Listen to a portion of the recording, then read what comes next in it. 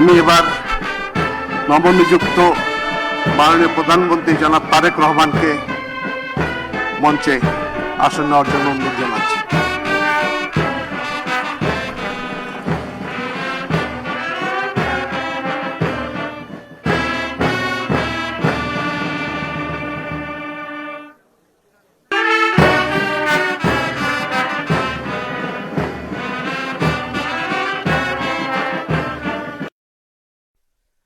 أعوذ بالله من الشيطان الرجيم.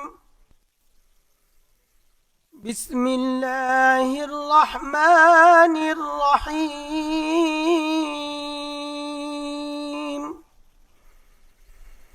قل اللهم مالك الملك تؤتي الملك من تشاء وتنزع الملك ممن تشاء وتعز من تشاء وتذل من تشاء بيدك الخير إنك على كل شيء قدير. صدق الله العظيم. 12 ফেব্রুয়ারি 2026 তারিখে অনুষ্ঠিত ত্রয়োদশ জাতীয় সংসদ নির্বাচনের ফলাফলের ভিত্তিতে গণপ্রজাতন্ত্রী বাংলাদেশের সংবিধানের 56 অনুচ্ছেদের 3 দফা অনুযায়ী রাষ্ট্রপতি ত্রয়োদশ জাতীয় সংসদের সংখ্যাগরিষ্ঠ সদস্যের আস্থাভাজন সংসদ সদস্য জনাব তারেক রহমানকে গণপ্রজাতন্ত্রী বাংলাদেশ সরকারের প্রধানমন্ত্রী পদে নিয়োগ দান করেছেন। আমি এখন নবনিযুক্ত মাননীয় প্রধানমন্ত্রী জনাব তারেক রহমানকে অনুগ্রহপূর্বক রাষ্ট্রপতি মহোদয়ের নিকট প্রধানমন্ত্রী পদের শপথ ও গোপনীয়তার শপথ গ্রহণ করার জন্য সবিনয় অনুরোধ জানাচ্ছি। নবনিযুক্ত মাননীয় প্রধানমন্ত্রীর শপথ পাঠ পরিচালনা করার জন্য রাষ্ট্রপতি মহোদয়কে বিনীত অনুরোধ জানাচ্ছি। বিসমিল্লাহির রহমানির রহিম। বিসমিল্লাহির রহমানির রহিম। আমি সশ্রদ্ধ চিত্তে তারেক রহমান সশস্ত্র চিত্রে শপথ করিতেছি যে আমি আইন অনুযায়ী সরকারের প্রধানমন্ত্রী পদের কর্তব্য বিশ্বস্ততার সহিত পালন করিব। আমি বাংলাদেশের প্রতি অকৃত্রিম বিশ্বাস ও আনুগত্য পোষণ করিব। আমি সংবিধানের রক্ষণ সমর্থন ও নিরাপত্তা বিধান করিব। আমি ভীতি